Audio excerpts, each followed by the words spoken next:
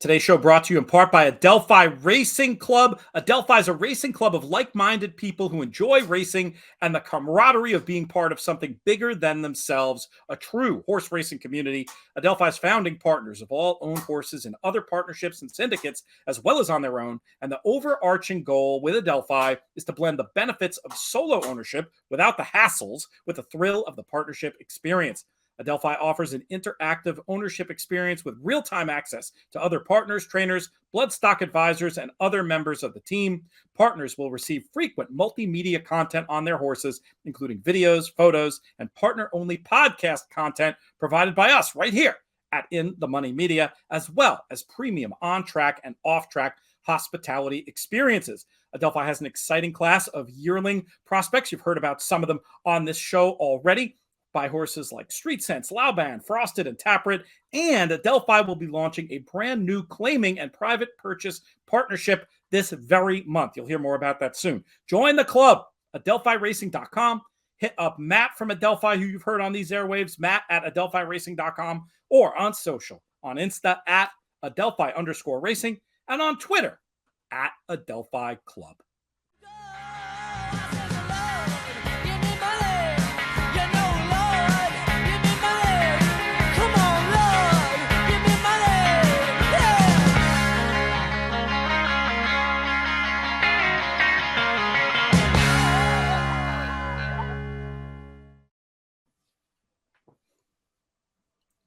Hello and welcome to the In the Money Players podcast. This is our show for Friday, January 14th, covering the races of Saturday, January 15th. I'm your host, Peter Thomas Fornatal, back with you in the Brooklyn bunker once again, and joined right away by a man who you're going to be seeing a lot of on the Late Week Show. You already know him from his own eponymous podcast, from the work he does at NBC. Appreciated on his show this week. Did a fantastic job as always, and mentioned that he was going to be here. TV's Matt Bernier from an undisclosed location in New England. How are things, my friend? I'm good, Pete. Trying to stay warm. Looking forward to some racing action this weekend. You and I were just chatting. No graded stakes, but we do have quality racing from coast to coast. And yeah, looking forward to doing this really from now on, going it forward, taking a look at some racing for the upcoming weekend. Yeah, we conceived it as sort of a chance for us to look at whatever the big races are, a couple of them, wherever they might be. Many instances, it'll probably be stuff that we cover elsewhere on the network. But this week, I thought your instinct was right to look out to Santa Anita, not only because there is this mandatory pick six payout on Saturday. We will be covering that in a special show. Michael Domable and I will be dropping that. It's actually going to be a free preview of In the Money Plus. We've got some big stuff happening on the In the Money Plus side. Not quite ready to make the announcement, but should be an announcement by the end of the month about some more great content. Folks are going to want to get involved, but as an opportunity to see what In the Money Plus is all about, we're going to do that show. But right here, we're going to talk about three of the races, starting with this eighth race at Santa Anita on Saturday. What are we looking at, Matt, and how did you see it? 6.5 going down the hill, the Sunshine Millions filly and mare turf sprint. I thought this was the most challenging of the three races. I think you can look outside the logical runners, although I will acknowledge I do think Warren Showtime is probably the horse to beat in here. I thought her run 3 starts back going down the hill was really impressive. That late turn of foot. You're going to be hearing from her again. Whether she gets up in time or not, that remains to be seen. I think you also want to look at Legs Galore. You can understand why she is arguably the speed of the speed. I think she has one way to go. That's right to the front. And the question is, can she A, hang on at 6.5 down the hill, and B, will the other speed involved kind of cook her goose early on? The horse I landed on, and again, it's not the strongest push, but I think you might get the price on the 4, Nardini. I think this is a horse who has done some good work in the past against comparable company. You take a look at that run 2 starts back in the Solana Beach. She was really unfortunate not to win that day. I know that was at a mile at Del Mar, but she ran into Warren Showtime there that day. There were a couple other mares in that race as well. And the comeback effort up at Golden Gate, while she did have a beautiful trip, perched 3-4 wide, she was pretty close to a swift pace for the Tapeta. And she got run down by a horse who she'll also run into again here in this spot, Revelation, who rallied from dead last. I thought the race was a nice stepping stone to this spot. I don't think the 6.5 will be too much of an issue. And Nardini doesn't have to have the lead, but should be I would say 2 to 3 lengths off of all things when we hit the top of the lane. So hopefully I can get 6 to 1 or better on the 4 Nardini. I like your long shot idea there with Nardini. I did not come up with her at first glance, but I like the trip that she's going to get. DeSormo still riding so well, should be in good position throughout and has a little bit of finish. I think that's a clever idea for sure. Were you going to try to include Warren's Showtime and Legs Galore in some capacity just for the notes that I'm going to put together for our plus listeners, or were you just all about the 4 in this spot? Just Warren's Showtime. Legs Galore, I think she's going to be overbet. I know the outside draw going down the hill actually can work to your advantage because the first turn is to the right, but I'm not totally sold about the 6.5, and there is a little bit of other early speed in here. So the only two that I'm looking at are Nardini and Warren Showtime. Probably play Nardini to win if I get the price, and then a bit of a saver exactly with Warren Showtime on top. I like that idea. I put Warren's Showtime on top. Nothing clever, but we're looking at a graded stakes winner here, all class. Thought that was a move into a hot pace last time and might just be better than these. My long shot idea, and this requires some imagination, but stick with me. I thought that the 3 Super Game was a little bit intriguing. Maybe as one who just ended up improving late in the 3-year-old year, now as a new 4-year-old. The last run, obviously, off the turf, but I thought it was a good race. And I thought that the race 2 back was also probably a little bit better than it looked, rated off a slow pace. That was a win 3 back. The barn's going well. And I think this horse is going to be all of I think it's 10 to 1 she has in the morning line. I think she'll be all of that. And was another price I wanted to have in the mix. I'm going to steal your idea with the 4 Nardini as well to mess around. And I probably will not sell Legs Galore too short either, just off the idea that that's the best speed and a good post. But I think trying to get either the 3 or the 4 up in the number with those 2 logicals is likely to be my approach here in race number 8, this Sunshine Millions filly and mare turf sprint. Let's talk about race number 9, Matt. We still are in, obviously, this Sunshine Millions-esque series, Calbreds anyway. The Cal Cup Sprint going 6 furlongs on the dirt.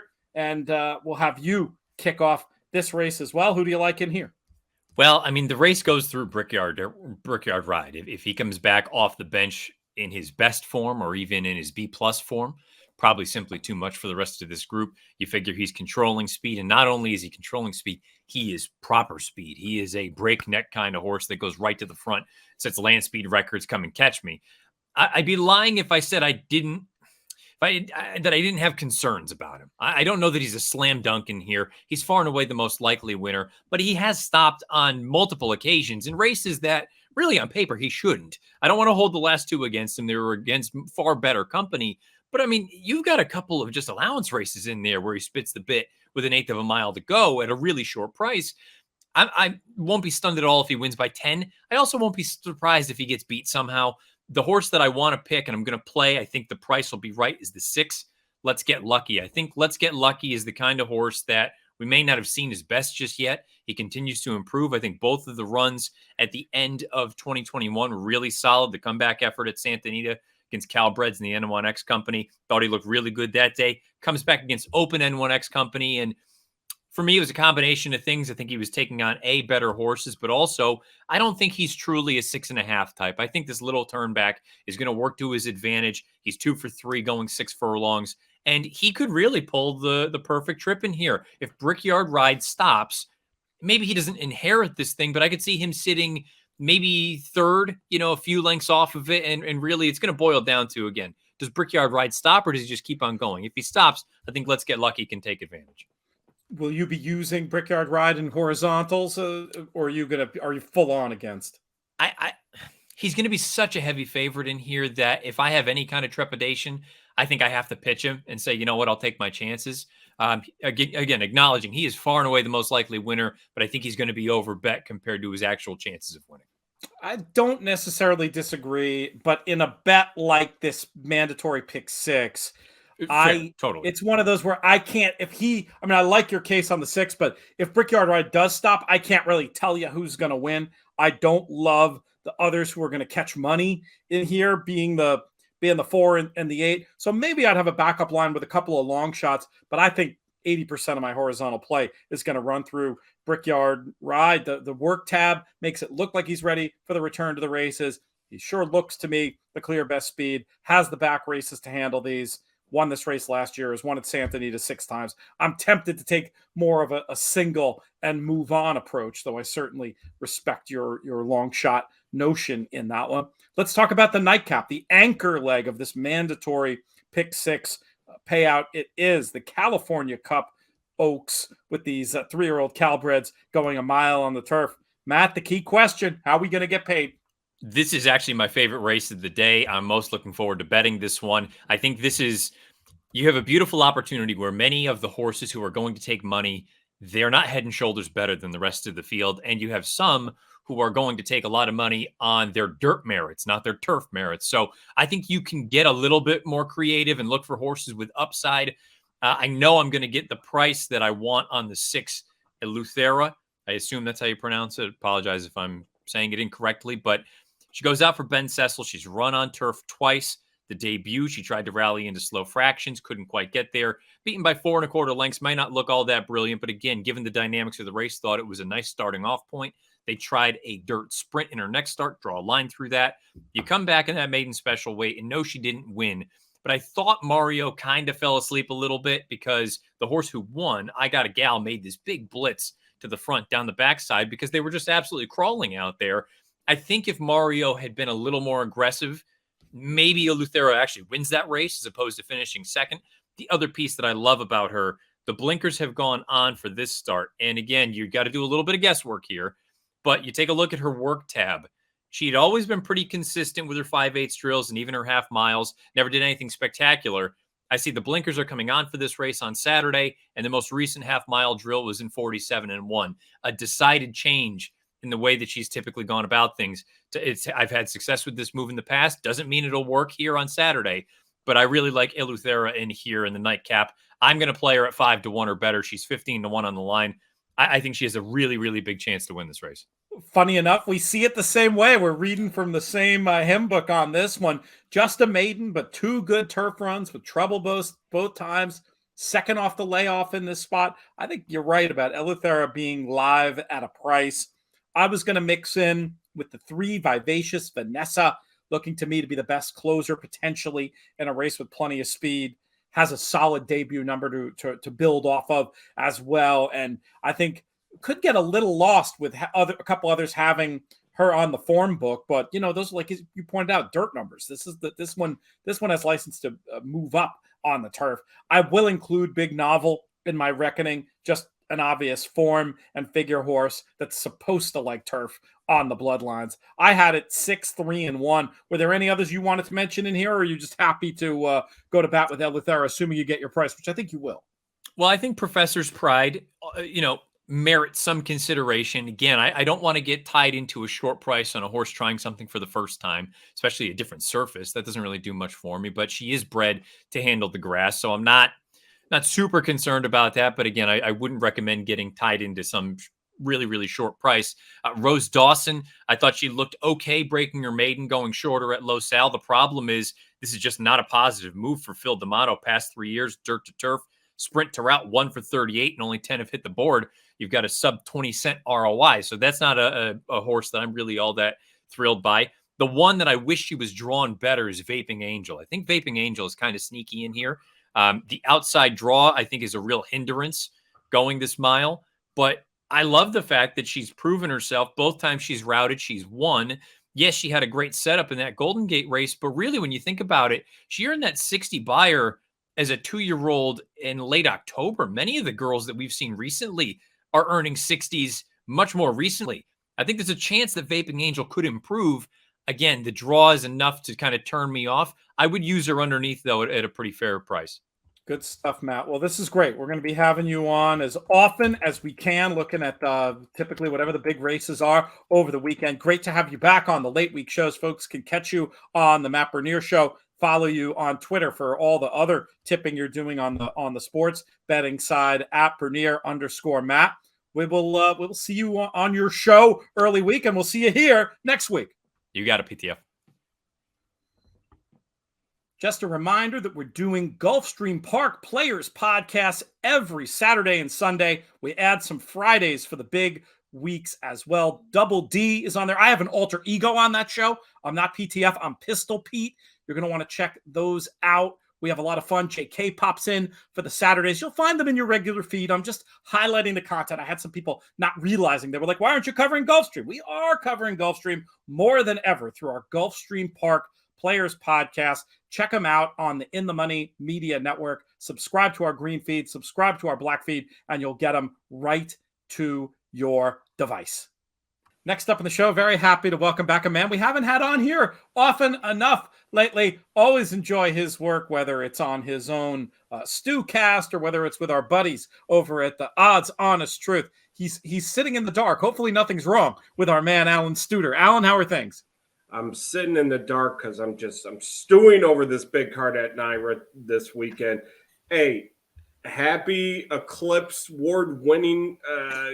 That's so great for you. Congrats to you and Naomi. Shout out Naomi Tucker, the real brains of the project. But No congrats, doubt. man. I haven't had a chance to really talk to you. I mean, you've been a busy guy, but you deserve it, bud. Wow, you're very kind. It was a real team effort, and something, to have our names on an award that's been won by so many luminaries. Absolutely, just a great thing. Now I just got to see if I can fit into the tux that I have in my closet. Maybe I'll just rent a new one. That might be safer. That's going to be a sight to see. Look out, folks. The pre-pandemic tux might not cut it anymore. Oof. Well, I'll be watching just for that now, Pete. Let's dive into these races. We're sort of on a breakneck pace on the show this week, just for the way that the scheduling worked out. We're going to talk about this $1 pick six. It kicks off in race number 4 with these 3-year-old fillies in the starter allowance ranks going 6 furlongs on the dirt. How do you see this one, my friend? Yeah, and I'm going to approach it as a pick 6 sequence here. I'm going to give you my picks. I'm using 1, 2, 5, and 6 as A's. I'm going to spotlight the 6 here. I don't know what I want to do with this one. Al Gold had some real success last year with his 2-year-old crop. You heard him on Beck. He's really pumped about most of the 2-year-olds coming out of his barn. Haven't seen this one since last June. So you don't know what you're getting, but you're getting a nice price. And when you watch a replay, that one like a sure thing at Monmouth, just going away, looked easy. This isn't, we're not going against Secretariat here. So I want to see what the board thinks of this one. At a lower price, I'm less inclined to play. But if I get that 6-1 PTF, I'll throw it in there. But 1, 2, 5, 6 for me. All right, 1, 2, 5, 6 with preference for the 6. It sounds like. Well, 6, I'm going to watch. I think I'm going to get my 6-1, but if I get like 3-1, I'm backing away. I have very similar numbers to you. Though interestingly, the 6 I did not have in the mix, but the other 3 were the ones that I had. I listed it 5, 2, and 1. Was going to use them pretty equally.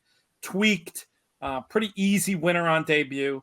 I like that the stalk and pounce tactics work there. I think that's going to probably be the winning trip against this group.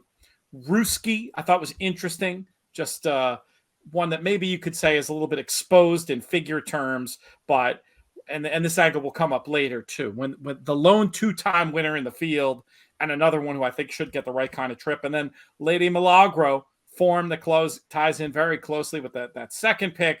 And going to be interesting, Pete, to see what happens between those two. That December race, they were right at each other's throats, finishing 1-2. Lady Milagro losing in the last step there. I wonder if those pace dynamics change based on the 5 and some of the other speed. There is some speed in this race, so I wonder to see what they end up doing there. So it'll be interesting to see how it all plays out as we kick this pick 6 off, which we then continue to leg B, race number 5, the $16,000 claimers, 4 and up, going 1 mile on the dirt. I went ahead and went with sort of a master of the obvious horse in number 3, Jerusalem Gates. Big figure edge, which I'm guessing is going to be reflected in the price. Just too obvious to ignore, stretching back out to a distance where he's done his best running. And this is a Linda Rice runner. Linda was so cold, but has really shown some signs of life in the last 10 days or so. That is something I will monitor in terms of any runner she has earlier on the card to maybe press or use just like a horse. I was going to use Esor, the 5, at a price, potential loan speed for a barn going well at the meet. And then the 6, Breaking Stones, I thought was interesting. Should be in a good forward position, running the money at this level in the last 2 starts. How did you see race 5? You know, I didn't like Esor as much as you. 3 and 6, I'm with you. I wanted to include the 9 though. Blame It on Brutus. E2 Brutai. Our Roman fan. Maybe like any Latin reference is good on the show. Yeah. I know it plays right into your wheelhouse. Look, this 9, you think Mark Hennings here might take some money, but 4-1. This horse showed it last time out, but I mean, this is its 5th race. There might be more in the can here. And when you look at the siblings, when you do some of this pedigree work, you'll see there's some siblings. Broberg's got one that's ran in the 60s, and you know you're not going to need to be Flightline to win this race. There's a couple siblings that have shown some capability. I'll call it capability. I'm not going to call it talent because that's not what it is, but capability on the dirt. And I'll take a shot with the 9, thinking including it. 369 for me. Maybe there's something more in the tank. I have a prejudice against closing sprinters stretching out, and I'm not saying I'm right about it, but it's just one of those things I sort of knee jerk and go when I see them. This one though, being by Blame, and you point out some pedigree power on the dam side, maybe I should take a second look at Blame It on Brutus in that spot. I'm writing you down 369, but should it be 963? How do you like it? 963. Put it in that order. Okay, we're gonna go 9, 6, and 3 for Alan in race 5. Race 6, we've got 4 and up quarter claimers going 1 mile on the dirt. And Alan, we're going to keep it with you. All right. I'm going to go with a price here. It's not something you do. I mean, you like the chalk. I'm going with the inside here. It's not always true. Yeah, well, you're making JK blush now. Okay. I'm going Orban the Tower here. I think this horse has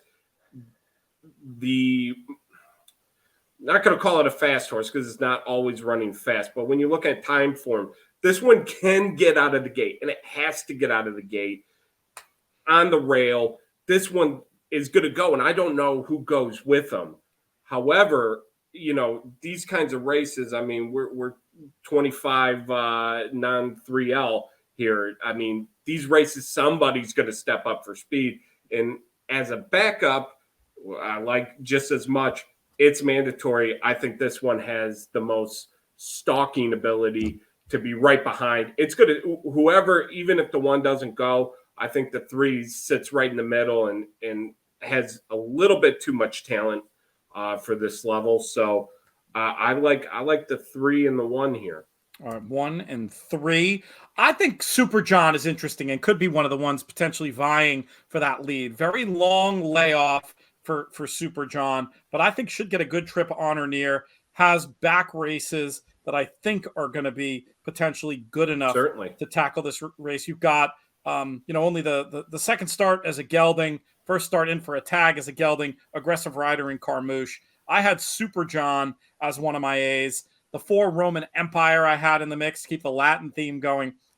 Easier field than the first 2 starts as a gelding, and has the right kind of grinding running style, I think, to potentially get the job done in a spot like this. And then I did also use your number 3. It's mandatory. Just an honest sort. I think we'll probably be against the flow again, but if the pace gets faster than I expect it will be, could at least run on for a piece. I'd have as more of a C type. I'd play the 6 and the 4 as A's with number 3 as a C in race number 6, which brings us right to race number 7. Allowance types, 4 and up, filly and mare.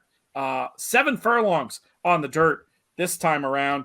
And I had trouble with this race. I went ahead and put the 2, My Roxy Girl, as my top pick. Coming back quick for the new barn. Looks very well spotted, where she looks like probably the speed of the speeds. I did want to mention the 4 Primacy, not particularly good when last seen, but thought that was a tricky trip against the flow. And I'm often going to be forgiving of a race that precedes a layoff like that one was. Fits on the form before that. One price that might be a little interesting is the 8 Timed Out, still progressive. And those recent races, they're not strong on figures, but they're not bad just when judged on their face. Maybe Timed Out can get a piece at a price in race number 7. What are your numbers in here, my friend? PTF, shocking that you went with an 80s rock band reference, My Roxy Girl. That's real shocking. I'm with 4 and 8 here. I like the other Chad. I think this one is really going to take to the dirt. Still improving, still got some ways to go, but certainly going to be in the mix. I like the 4 to get in the number at the very least. I mean, this one's going to be, first, second, third. And I'm with you on Timed Out. I think there's more there. I think when you watch the races back, you can tell that, just didn't have it. We get some time off. I'm going to take a shot with Rudy off the long layoff. I'll tell you, though, this is a race. I love this race for the sheer fact I don't like the short price horses. I don't like the Chad trying the first time dirt with a turf horse. No turfs, no dirt really to speak of from the siblings, and he's got like 24 of them. Kept waiting, I think, is a little dressed up. That's a weird move, especially when, and Falcone's hot right now. I think Billy Mott, this one is just, this one's falling off a cliff. And so the ones that are going to take money, I'm just not the world's biggest fan of. I think you might get a price here. So this one is going to be fun to bet, not only horizontally, but vertically.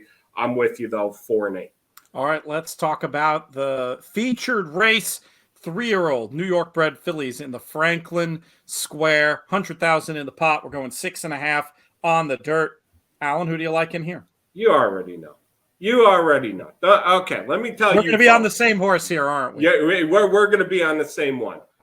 If you're a horse racing fan, if you own horses in the New York metro state area or the great state of Kentucky, you are a mental patient if you're not with Ray Handel. If you're not giving him your horse right now, seek treatment. Okay, you don't know what you're doing. Oh my goodness! This guy he's on good. Fire. He's phenomenal. Some people are saying we should just start naming the trainer award the Ray Handel Award.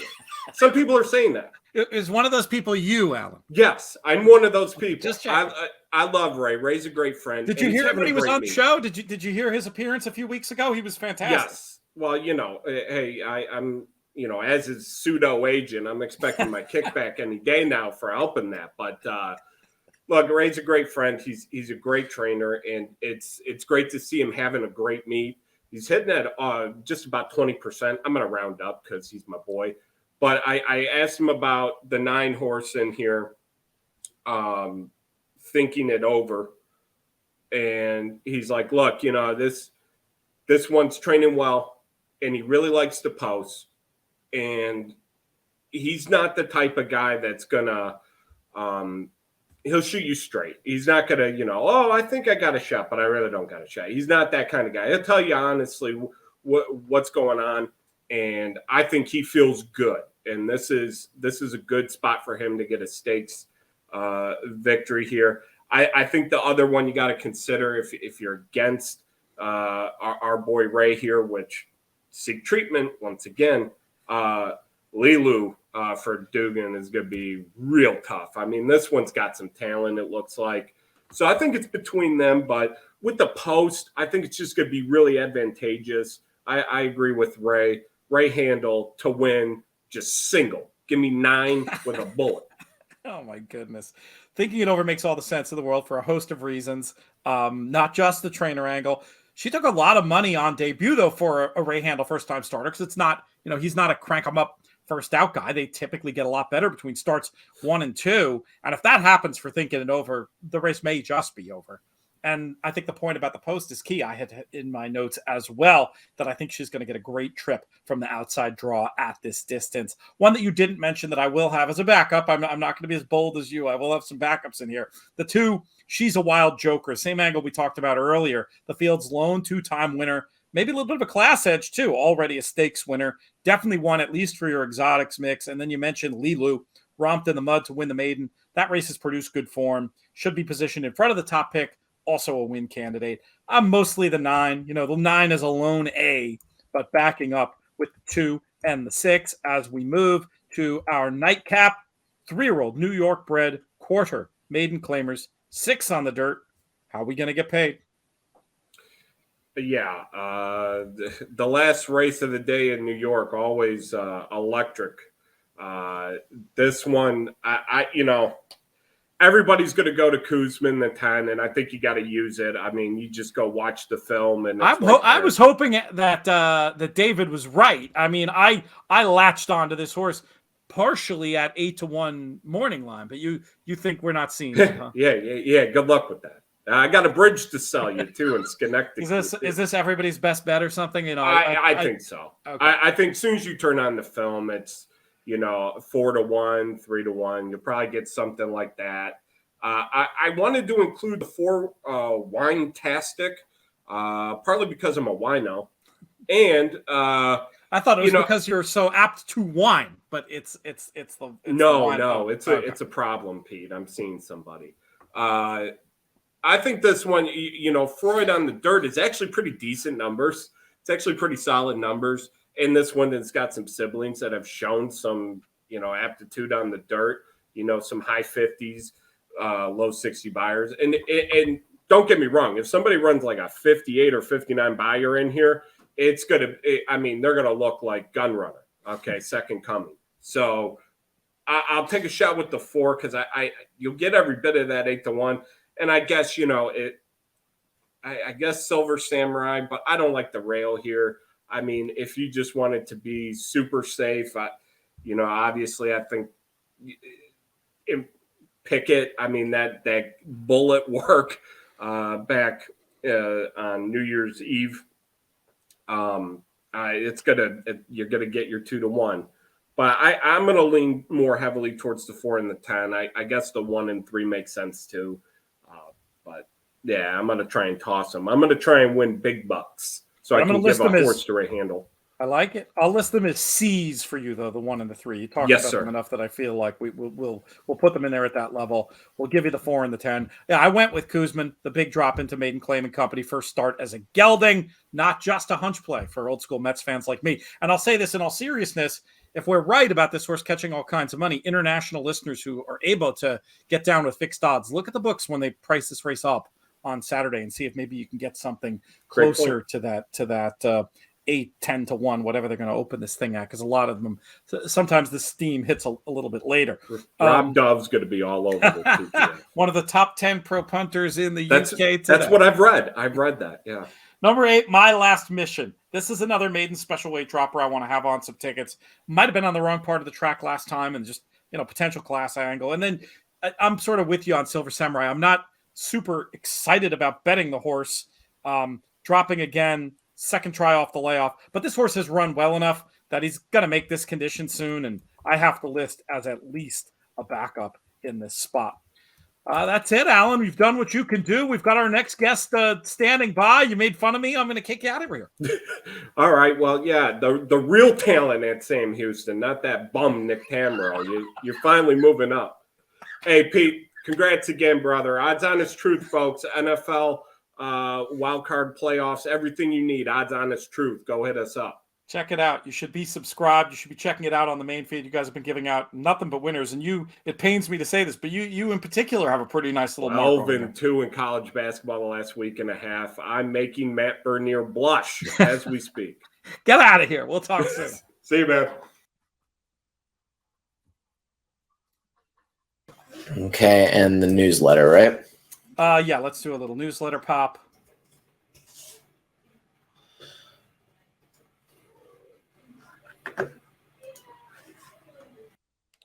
Today's show brought to you in part by the In the Money Media free newsletter, the best way to keep track of all the content we have cooking on the In the Money Media Network. Also, we'll give a quick shout out to In the Money Plus. You'll hear about In the Money Plus elsewhere in the show. We're doing a free preview this weekend. We got a lot of cool stuff coming up. If you want to sign up for In the Money Plus directly, you can do that. inthemoneypodcast.com/plus. But in any case, we heartily encourage you to sign up for our free newsletter. You can do that inthemoneypodcast.com/email. Okay, that should be everything. Yeah, it's done.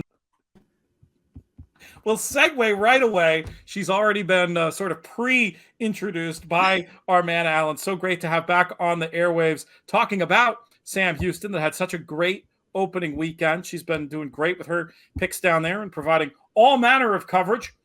Jessica Paquette, how are things, my friend?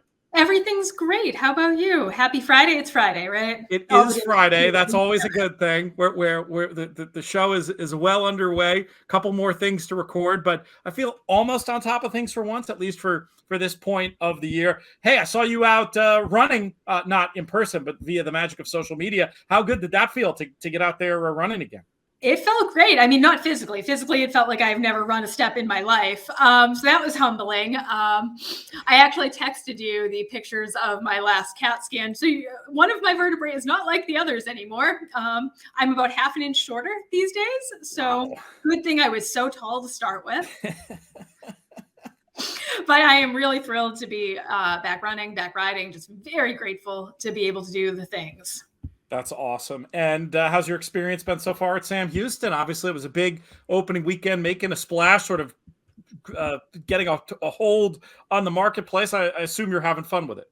Oh, it's so much fun. It's such a great little track. For me, it reminds me so much of Rockingham Park. And I mean that in the most complimentary way possible. It's kind of a low set grandstand, so it looks like Rockingham. And then you add in Friday night racing, and it feels like home. Love it. Well, it's great to hear. And I want to try to see if I can get down there at some point during this meet. There's a world in which it can happen. Hopefully it'll be one of the times when you're there in person. Yeah. What? So I'll be there Ladies Classic weekend, as well as Texas Preview Day and then Texas Champions Day. Right. Just think about the wardrobe fun we could have on a week for Texas Spreads. Just think about the hat and boot possibilities. Like that alone should be enough to get you down there. I do have a Stetson around here somewhere. I always feel a little bit like an imposter when I go cowboy hat instead of fedora. But I think when in Rome, it might just be the right thing to do. I have a great pair of cowboy boots I bought years ago that have never been appropriate to wear in any context in my life in New England. So I'm so excited to finally wear them. That's fantastic. It's good when those old investments start paying dividends. Hopefully we can make some investments on this Saturday Sam Houston card that can do the same. We're going to kick off. We'll talk late pick 5. Let's talk about race number 5. We've got the 4 and up filly and mare allowance types going a mile on the turf. How should we light this candle? So I love this race number 5 to start the pick 5. The turf racing at Sam Houston is crazy competitive. And one thing I did learn in all my time at Suffolk Downs, aside from becoming the master of cheap horses, which is a great skill to have, horses for the course matter. There are some horses that just love a certain turf course. The Suffolk turf course was notoriously tricky. Sam Houston's is a little more straightforward, but I always do give a little bit more credence to a horse that likes the course. 10-1 morning line. We might have to give the odds maker a little bit of heat for this one. That's a steal if we can get that on Leather and Lace number 2. She's a 4-time winner at Sam Houston on the turf. I don't care about that last race. I understand it was not good. It was not on the grass. This seems to be the kind of horse that really will not pick up her feet if she's not on the turf. And I think she's able to rebound, go back to form, back on the Sam Houston turf course. All right, Leather and Lace at a pleasing 10-1. Anything you're interested in to come with, or just all about the deuce for you?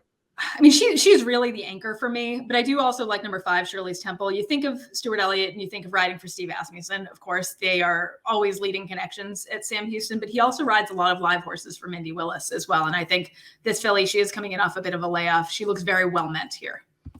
I had a goofy idea that you can tell me if I'm I like crazy it. or not. But I was going to play Zoom Up, number 3.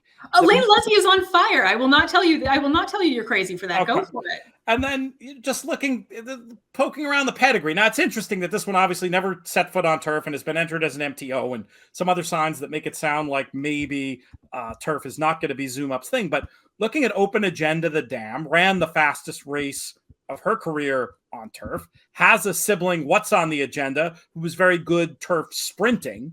And What's the Agenda was by Dialed In, so it's not like it was some major turf influence. I think she can get a good forward sit in here and possibly be heard from late. I love your case on Leather and Lace. In my original reckoning, I was just going to back up with the sort of master of the obvious 4 and 5. But maybe we can get a price in here to kick things off in this. I think these turf races are the place to get them. If you're building kind of a multi-race wage, a horizontal ticket, and again, 12% takeout. Cannot stress that enough. I'm a good company man. We can beat this favorite too, right? I mean, live, but not exciting at not a world beater and not unbeatable by any stretch. And I think the turf races are where you're going to get maybe some more value. You might have to eat some chalk later on. Well, let's talk about race number 6 and see where we are with those 3-year-old maidens going 1 mile on the dirt. I'll kick this one off. I wish I had something a little more exciting than to talk about the morning line favorite, but Magazine Street I thought made plenty of sense. Tough trip last time against what I thought was a better field. Time Forum US had that race rating as a 98, and this is a 75. Looking at pace figures, Magazine Street's supposed to be forward. I was definitely going to have 7s. The 1 Vienna Prize, that was a useful looking debut. Passing some tired runners, should be able to come on for that run. And I guess the morning line favorite is actually the 2, who I do not trust class-wise, but certainly fits on that fig. I was going to play it 7-1-2, just sort of try to survive in advance. Did you have anything clever in here? I think Magazine Street, the 7 is a little bit tough to get past here. 2 times this horse has not been that great at the gate, though. So, this is the 3rd. If this horse breaks slowly or breaks poorly one more time, I'm sort of done with him. It is, especially for a horse from Steve Asmussen's barn breaking poorly. You don't really see those lag at the gate all that often. So he had to, they usually break a lot sharper than this one has been. That said, I'm a little interested in Country Cut. Bless Nick having to call that horse in the race. That one just opens it up to a lot of stumbles for me. That is not a horse I would want to call in a race. Yeah, you don't need that one in a stretch stool. You don't want to be YouTube famous for that. No, definitely not. So the 6, I think, is interesting on the stretch out. Gormley, I thought, was actually an interesting sort of horse, and it's turned out to be more of a sire than I thought he'd be. Definitely a 2-turn type, Stormy Atlantic mare. I know this horse's one time going a route wasn't that great, but sloppy track, he was 2 then. I'm interested in this one. All right. I like that idea as a potential exacta partner, and you make great points about Magazine Street. We'll see if those breaking issues are behind him. If so, the rest might be running for second in that spot. Race number 7, we've got $15,000 claimers, 7 furlongs on the dirt. How are we going to get through this leg? So it's tough for me to get past the heavy favorite, and that's the 2B Rosie's Outlaw for Carl Broberg. This is a trainer, runs them where they can win, strike when the iron's hot. This horse is wheeling right back after a good effort. I think he's tough. I think sometimes these cheaper claimers, you can get a few good races out of them. That said, I know Rosie's Outlaw, the Broberg entry, looks very tough here. On the outside, number 8, that's Remember Me, Tony. I'm a big Scott Young fan. I know he's kind of gone over whatever so far this season, but this horse has a little class. Ran well enough here at one time. Has been a productive, useful type of horse. And the Scott Young horses typically get really overlooked at the windows. And last year he had a couple of big long shots. This one I will not leave off a ticket. I'm kind of using everywhere. I like that case. Just looking at pace figures and the kind of trip that Remember Me Tony's going to get. That's very logical to me. I went with a backup pick to Rosie's Outlaw under similar logic of just placement in the race and what kind of trip, but I couldn't get past the figure and form edge that Rosie's Outlaw seems to have. And yeah, it's a wheelback, but Broberg does this. Yeah, that's totally par for the course. There's nothing unusual about this. Yeah. And I have no issue with a horse running back on short rest, honestly. It's a real horse by horse thing. Some thrive under that sort of conditioning, some don't. I was going to use the 5 Need a Better Jock, cheeky name. What a great name. Yeah. That's what my horse thinks every day. This one won the last time in for a tag. And again, I think just looking at pace figures, shouldn't be too far back, has a little bit of finish, has some back races fast enough if the top one doesn't show up. And I will say that sometimes these wheelback types can be a little win or run outy, and if that's the case. So I think Rosie's Outlaw wins or is nowhere to be seen. It's all or nothing here, and you kind of need to choose which one you're going with. But I like the idea of putting the 5 and the 8 potentially in the mix in behind, or maybe as a little bit of a horizontal saver. Let's talk race 8, 4 and up filly and mare allowance types going 1 mile on the turf. I am also a little master of the obvious in this one. The 5 Spanx Legacy, last seen running a little below par back in October, but that was when the Asmussen barn was not in good form. And even on that race, she fits. See what I did there? Very well with this group. And I suspect that Spanx Legacy is a little bit better than that run. Good trip from the top half of the field. And then the logical alternative for me was the 2 Quinella, just utterly logical. Numbers from 2 and 3 back, put right there as saving ground, should get a good trip, I think. I had it 5-2. How did you see this one? Obviously, Spanx Legacy makes a ton of sense here. But the thing with these races at Sam Houston with Steve Asmussen having so many, and they're often a very short price. For me, I have to pick my spots, which ones you use and which ones you try to beat. I think this one's a little bit vulnerable. I do like Quinella. Ronnie Craven's barn off to a really good start. Useful, just a kind of honest, consistent kind of mare. I am going for I'm trying to be clever with a long shot here, and that's the 8 Martz's May. She's been on the shelf since September, but had 2 very good efforts locally last year. I think she's one that gets overlooked. Again, the Scott Young barn. No problem with them coming back off the layoff as well. I saw a couple of his horses last week in person when I was at Sam Houston. Very impressed with the conditioning. They were some of the routinely, the horses from his barn I saw were some of the physical standouts. That's a good point about the horse for course angle. And this is a runner, Martz's May, who was second at big prices, 37-1 and 7-1. Sometimes I feel like you see that in particular with horses for courses. They're not the shorties who are laid out for that race. There's, for whatever reason, they do well at the place and they outrun their odds. And you can see that when you go back and you look at the PPs. How would you mentioned 3 numbers. How would you rank the 2, 8, and 5 in this spot? I'm going to use Martz's May on top, kind of in my for a win bet here, then use her with Quinella and Spanx Legacy underneath. But I'm going to leave Spanx Legacy off my horizontals, trying to save a little money. All kinds of puns. Spanx Legacy fitting underneath it. It just, you could go down a Spanx Legacy rabbit hole here if you really want it. Let's talk about race number 9. 3-year-old maiden colts going 1 mile on the dirt. Jess, how are we going to get paid? This is interesting, right? I think this is a solid field. We have a couple of horses for the Asmussen barn. Obviously, number 2, Teo, is the more logical with Stuart Elliott aboard. He's the first call rider. You have to think he had his pick of these 2. I'm a little interested in the first-time starter for Karl Broberg. Now, this isn't a barn that I really think of as having these debut runners or homebreds or anything. I think of him more as a claiming guy and moving horses up. But this horse has some nice pedigree. English Channel out of a Malibu Moon mare. The dam was a minor stakes winner going long on the turf. I have to wonder if this one maybe finds his footing on the grass at some point. But she's been a useful producer. Lane Luzzie's been kind of on fire the past couple of days. And Malibu Channel might be an interesting price. One of my stronger opinions on the card, to be honest. I like that. I like that idea very much. 7-2 for you to close things out? Yeah, I think so. All right. I like it. I put Big Bernie on top. I mean, not exciting. Just of the ones who've run obvious on figures, looked a clear choice of the ones we've seen something for. Teo, the 2, makes all the sense in the world. Cost $230. Cairo Prince, slightly above average with firsters. 4 of the Sibs. This was an interesting one where the siblings hadn't won first out, but I went and was looking at the figures that they ran, and 4 of the 5 ran figures I think would probably win this race.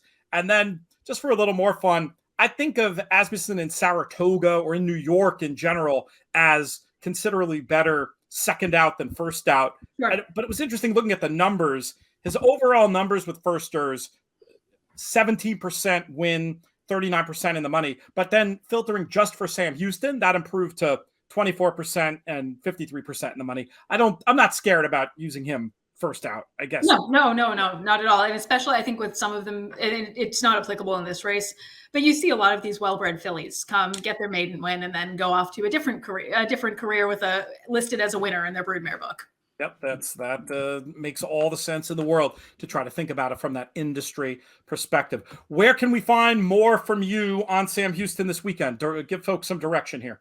At JM Paquette on Twitter. My little 2-minute clips will be up on the Sam Houston Twitter account as well. Hopefully we'll have some winners and have some fun. I love it. We'll have you back very soon, and we're going to be doing a ton more with Sam Houston this meet. Really looking forward to it, my friend, and enjoy your runs. Surely your second off the layoff run, you will feel better than the first, right? I've already done second off the layoff because I have no impulse control and am trying desperately to follow all my doctor's orders with only minor non-compliance. How did it feel? I wouldn't mind a little of the salon pass from the from Jimmy Barnes if there's any hanging around. Oh my goodness gracious! Give yourself time, my friend. You don't want to hit this too hard, too fast. But we'll follow your progress on Twitter. We'll follow your picks on Twitter, and we'll talk to you again on here very soon. That's going to do it for this edition of the show. We'd like to thank Jessica and thank Alan, and we'll thank Matt Bernier. How cool is it to have him back in action? Who else are we going to thank? How about producer Craig doing excellent work as always? Our founding partners, 10 Strike Racing. I really got to get my 10 strike win photo with long on value in frame back here. That would be a very easy thing to do. Then I can just point at it every week. But you know how we root for the purple and black around here. Thoroughbred Retirement Foundation, a handful of bottles left. We are down to the last case. If you're interested in getting either the signed Woodford bottle or the In the Money whiskey, which you see over there, 4 months in apple brandy barrels after 4 months aging as a Empire Rye. You're going to want to check that out as well. trfinc.org/players. Thanks, though, most of all, to all of you, the listeners, for making these shows so much fun to do. This show's been a production of In the Money Media. Our business manager is Drew Coatney. Our chief creative officer is Jonathan Kinchin. I'm Peter Thomas Fornatale. May you win all your photos.